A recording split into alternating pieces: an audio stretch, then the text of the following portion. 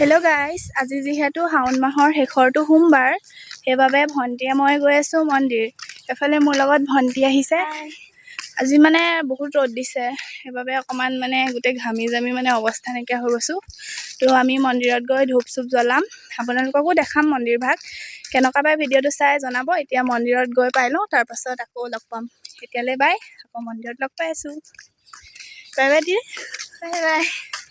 এফালে মন্দিৰ আহি পাই গ'লোহি। মন্দিৰত অলপ দেৰি ৰ'ব লগা হ'ল, যিহেতু মন্দিৰলৈ বহুত মানুহ আহিছিলে, সেইবাবে ভণ্টি আৰু মই অলপ দেৰি বহি ল'লোঁ। তাৰপাছত এফালে মই ধূপটো জ্বলাই লওঁ, আপোনালোকে ভিডিঅ'টো শেষলৈকে চাই।